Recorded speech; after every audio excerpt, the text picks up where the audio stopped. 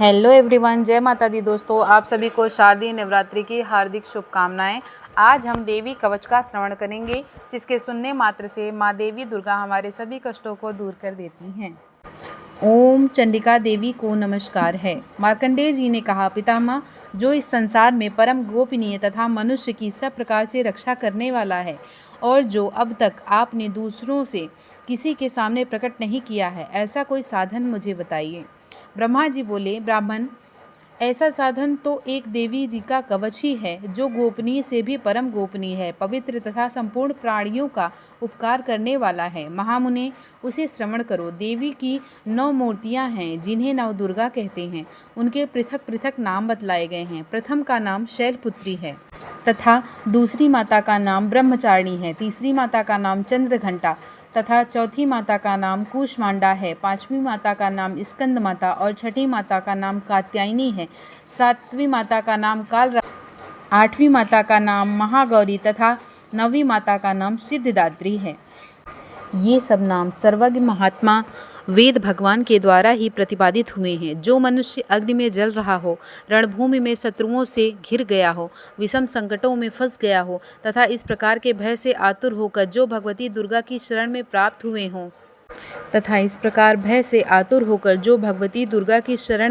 हुए हों उनका कभी भी कोई अमंगल नहीं होता। युद्ध के समय संकट पड़ने पर उनके ऊपर कोई विपत्ति नहीं दिखाई देती। उन्हें शोक, दुख और भय की प्राप्ति नहीं होती।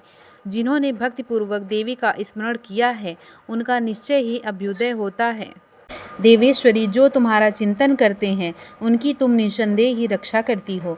चामुंडा देवी प्रेत पर आरूढ़ होती हैं। वाराही भैंसे पर सवारी करती हैं। ऐन्द्री का वाहन ऐरावत हाथी है। वैष्णवी देवी गरुड़ पर ही आसन जमाती हैं। माहेश्वरी वृषभ पर आरूढ़ होती हैं।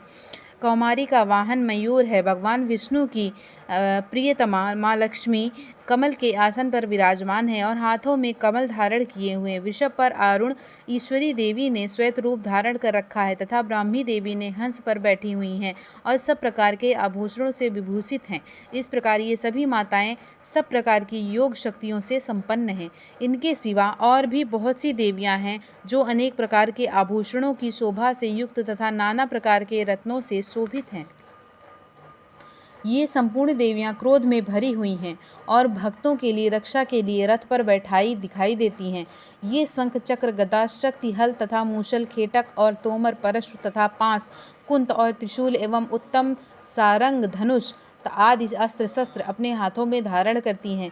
दैत्यों के शरीर का नाश करना, भक्तों को अभय प्रदान करना तथा देवताओं का कल्याण करना, यही उनके शस्त्र धारण करने का उद्देश्य है।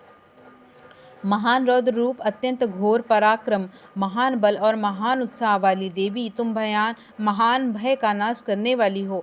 तुम्हें नमस्कार है। तुम्हारी ओर देखना कठिन है। शत्रुओं का भय बढ़ाने वाली जगदम्बिके, मेरी रक्षा करो। पूर्व दिशा में ऐन्द्री, मेरी रक्षा करो। अग्निकोण में अग्निशक्ति, दक्षिण में वाराही तथा नैऋत्य कोण में खड्गधारिणी, मेरी रक्षा करो। पश्चिम दिशा में वारुणी और वायव्य कोण में मृग पर सवारी करने वाली देवी, मेरी रक्षा करो। उत्तर दिशा में कौमारी तथा ईशान कोण में शूलधारिणी देवी, मेरी रक्षा करो।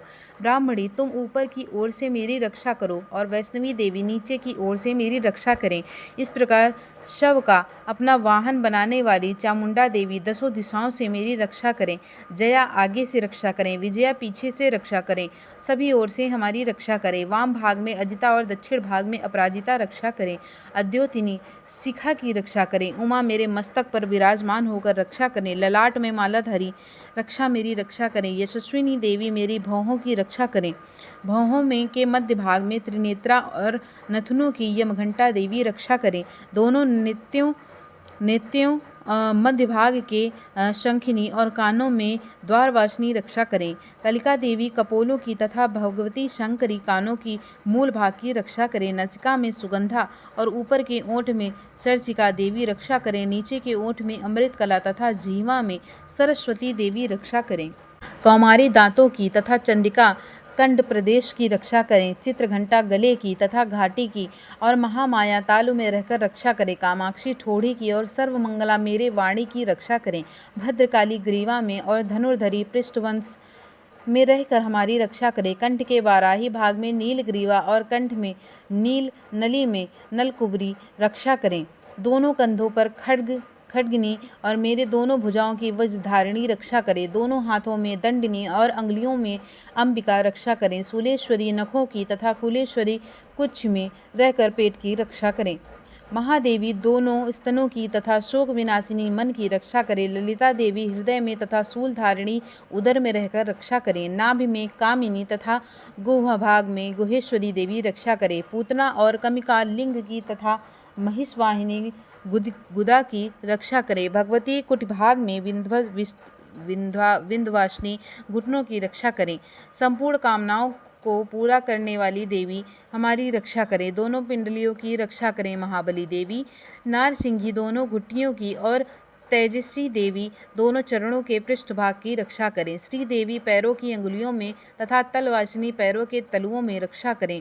अपनी दाढ़ों के कारण भयंकर दिखाई देने वाली दृष्टा कराली देवी नखों की और ऊर्ध्व केशनी देवी केशों की रक्षा करें। रोमवलियों में छिद्रों में कौबेरी तथा त्वचा की वागीश्वरी देवी रक्षा करें। पार्वती देवी रज रक्त मज्जा वशा मांस हड्डी तथा मेद भाग की रक्षा करें। आंतों की कालराति तथा पित्त की मुकुटेश्वरी रक्षा करें। मूलाधार आदि कमल कोशों में पद्मावती देवी रक्षा करे। कफ चूड़ामणि देवी स्थित होकर रक्षा करें। नख के तेज की ज्वलश्री देवी पूजा रक्षा करें। जिसका किसी भी अस्त्र से भेदन नहीं हो सकता, वह अभेद्या देवी शरीर के समस्त संधियों में रहकर रक्षा करें। ब्राह्मणी आप मेरे वीर की रक्षा करें। क्षत्रियेश्वरी छाया की तथा धर्मधारिणी देवी मेरे अहंकार और मन बुद्धि की रक्षा करें। हाथ में वज्र धारण करने वाली वज्रहस्ता देवी मेरे प्राण अपान व्यान उदान तथा समान वायु की रक्षा करें। कल्याण से शोभित होने वाली भगवती कल्याण शोभना मेरे प्राण की रक्षा करें। रस रूप गंध शब्द और स्पर्श इन विषयों का अनुभव करते समय योगिनी देवी रक्षा करें तथा सत्वगुण रजोगुण तथा तमोगुण की रक्षा नारायणी देवी करे। वाराही आयु की रक्षा करें। वैष्णवी धर्म की रक्षा करें। चक्रिणी देवी यश कीर्ति लक्ष्मी तथा धन की विद्या देवी की रक्षा करें। इंद्राणी आप मेरे गोत्र की रक्षा करें। चंडिके आप मेरे पशुओं की रक्षा करें। महालक्ष्मी पुत्रों की रक्षा करें। भैरवी पत्नी की रक्षा करें। मेरे पथ की सुपथा तथा मार्ग की क्षेम करी रक्षा करें। राजा के दरबार में महालक्ष्मी रक्षा करें तथा सब ओर से व्याप्त रहने वाली विजया देवी संपूर्ण भयों से मेरी रक्षा करें। देवी जो स्थान कवच में नहीं कहा गया है अतएव रक्षा से रहित है, वह सब तुम्हारे द्वारा सुरक्षित हो, क्योंकि तुम विजयाशालिनी तथा पापनाशिनी हो। यदि अपने शरीर का भला चाहो तो मनुष्य बिना कवच के कहीं एक पग भी न जाए। यह कवच का पाठ आरंभ करने से ही सब कुछ शुभ होने लगता है। कवच के द्वारा सब ओर से सुरक्षित मनुष्य जहाँ जहाँ जाता है वहाँ वहाँ उसे धन लाभ होता है तथा संपूर्ण कामनाओं की सिद्धि करने वाली विजय की प्राप्ति होती है। वह जिस अभीष्ट वस्तु का चिंतन करता है वह उसको निश्चय ही प्राप्त कर लेता है। वह पुरुष इस पृथ्वी पर तुलना रहित महान ऐश्वर्य का भागी होता है। कवच से सुरक्षित मनुष्य निर्भय हो जाता है।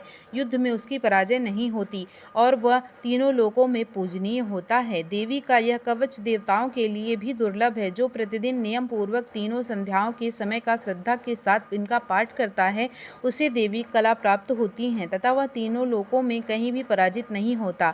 इतना ही नहीं, वह अपमृत्यु से रहित हो 100 से भी अधिक वर्षों तक जीवित रहता है।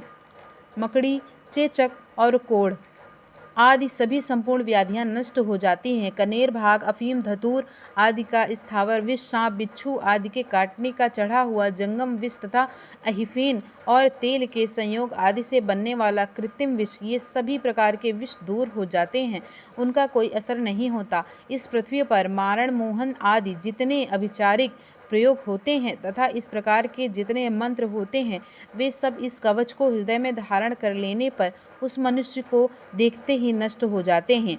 ये ही नहीं, पृथ्वी पर विचरने वाले ग्राम देवता आकाशचारी देव विशेष जल के संबंध से प्रकट होने वाले गण उपदेश मात्र से सिद्ध होने वाले निम्न कोटि के देवता अपने जन्म के साथ प्रकट होने वाले देवता कुल देवता माला डाकिनी शाकिनी अंतरिक्ष में विचरने वाली अत्यंत बलवती भयानक डाकनियाँ, ग्रह भूत पिशाच यक्ष गंधर्व राक्षस ब्रह्म बैताल कुष्मांड और भैरव आदि अनिष्टकारक देवता भी हृदय में कवच धारण किए रहने पर उस मनुष्य को देखते ही भाग जाते हैं। कवचधारी पुरुष को राजा से सम्मान वृद्धि प्राप्त होती है। यह कवच मनुष्य के तेज की वृद्धि करने वाला है और उत्तम है। कवच का पाठ करने वाला पुरुष अपनी कीर्ति से विभूषित होकर भूतल पर अपने सुयश के साथ साथ वृद्धि को प्राप्त होता है। जो पहले कवच का पाठ करता है उसके बाद सप्तशती चंडिका का पाठ करता है, उसकी जब तक वन पर्वत और कानों